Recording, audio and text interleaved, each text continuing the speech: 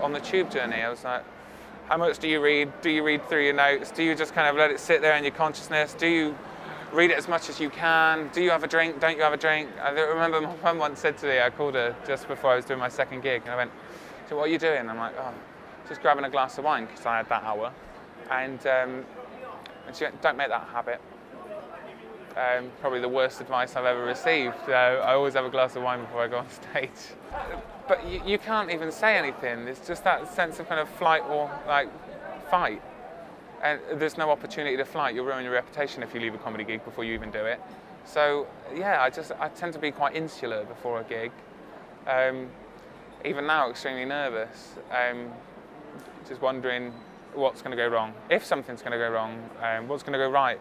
All these questions. That really does kind of, I don't think it affects your performance, but it's just a mental state before you go on. Like, making sure you're prepared. I know what you're thinking, sir.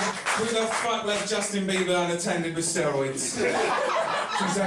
And so I'm there, I'm trying to relate to this small Thai boy, thinking, how do I relate to someone that doesn't speak my language? Fucking rock, paper, scissors, you absolute genius. The problem with that theory is, to initiate a game of rock, paper, scissors with a Thai boy that does not speak the language that you do, you have to give a universal hand signal. The worst thing was his mother came over and gave me a fucking price list. I've been Ryan James, thanks ladies and gentlemen. This is my after comedy ritual. Bit of wine to relax, cigarette to relax, anything to relax really. A foot massage would be great. It's I don't know, the adrenaline's pumping when you're on stage and you never remember what you've said. You have some kind of like comedy blackout. But yeah, you certainly forget what you were saying on stage, which can be difficult because you want to, like, especially as someone that writes as well, you want to be kind of like introspective and you want to look at what you've wrote. You want to, like when I'm up there, primarily it's about my writing and testing my writing and seeing how that's going. So when you don't remember any of the stuff that you wrote and how well it went down, it's always quite difficult. So what I'm doing now is basically looking back, going to see if there's anything that I can use from my stand-up that I can lift directly into the sitcom, or if there's anything that even if it's workable, where I can put it in there without it seeming too contrived. So look how nervous I look. I look so nervous. Have you seen where your neck goes? Have you seen the size of this bastard? The thing is with a sitcom and stand-up, the two main differences is if you're in the audience of a comedy club, then you're very much subscribed to the idea that comedy is going to be thrown at you. You're already on board with that. You don't need exposition. You don't need anything. Add in all the different factors to it. The audience then become kind of privy to a conversation that they shouldn't be a part of. Funny things happen to people in sitcoms, or funny things are said and they're not picked up on, whereas it's a different thing to do if you are picking up on it. So it does become quite difficult to kind of jam in these jokes. Sometimes you'll lose some of the emphasis from it and it just doesn't work, take it out. And sometimes you'll actually gain quite a bit by putting it into a sitcom, because so it couldn't be like a one-man show where I was the exposition, the setup and the payoff as well. So then it really works moving, it does move quite seamlessly into sitcoms. The difficulty I got now is that I'm trying to put this in a particular, I've got half a page of dialogue to fill with this. The environment's already set. Whereas what I usually do is allow the stand-up material to set the environment, but I've got to do it the other way around. So it does become a lot harder and a lot tighter. Meeting Johnny for a coffee.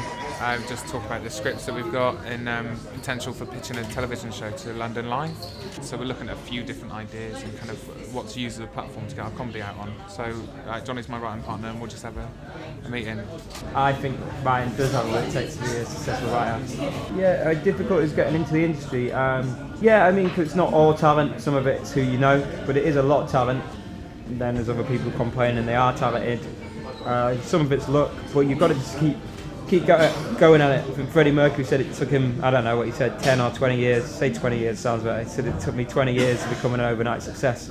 So for me, as soon as I met Johnny, I wanted to write with him, but I kind of hadn't in my stripes by that point, and it was another 2 years before I moved back to London, where we were actually able to to write. So the first sitcom I ever wrote was it was called Baskets Only.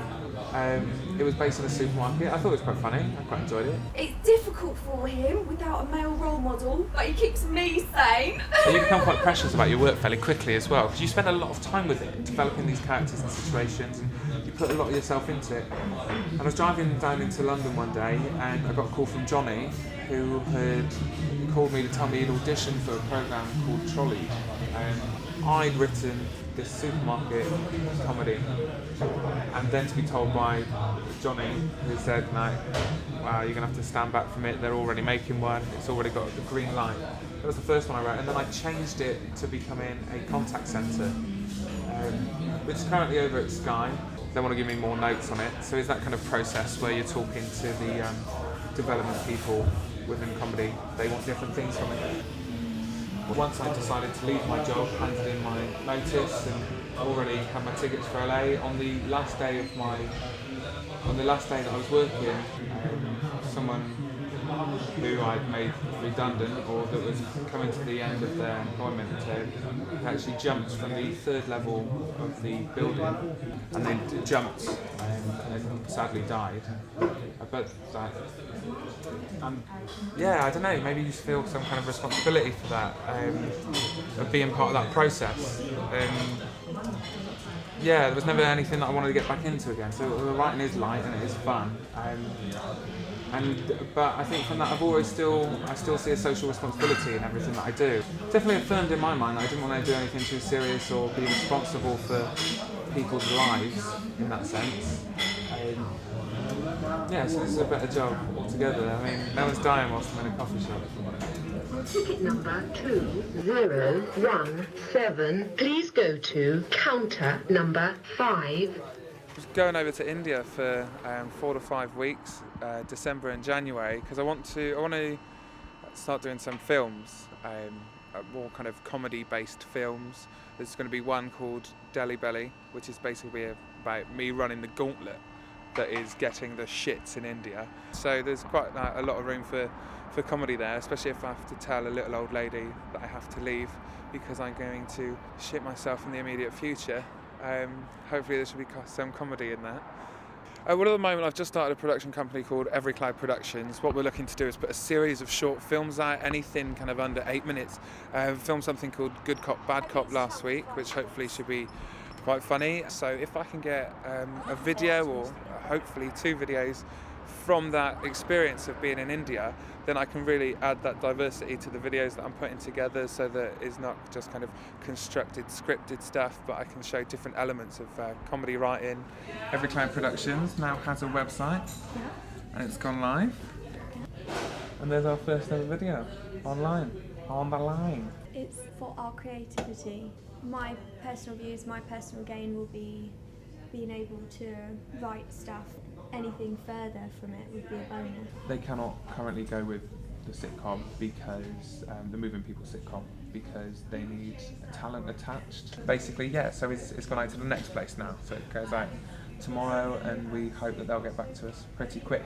So it's good because now we're away from one set of people, we can put it to the other, because otherwise you get issues with rights. So you can't just go flying at everything just hoping that something sticks, because that's really unprofessional. Some commissioners aren't good at reading comedy. You need to make videos and stuff. So a lot of the time they say that if it makes sense on paper, it's not necessarily going to be the funniest thing. So basically they don't want to take a risk. It's all about risk at the moment. So I don't really want to go with that risk. So I sent an email back to my agent to say, basically, I'll stop writing, just go out, start stalking celebrities, try to become friends with Brad Pitt, ask him to work on a sitcom, and then they'll definitely sign it. Or I could obviously work hard, which isn't what the industry wants. We're hoping that this will lead to some kind of recognition. Absolute optimism. Actually, absolute goal in 5 years is to have a BAFTA. I don't think they do shorts yet, but collect a BAFTA for best sitcom. That would be pretty cool, wouldn't it? Yeah. Can you imagine? What would you wear? I reckon I'd wear something really long, like a train.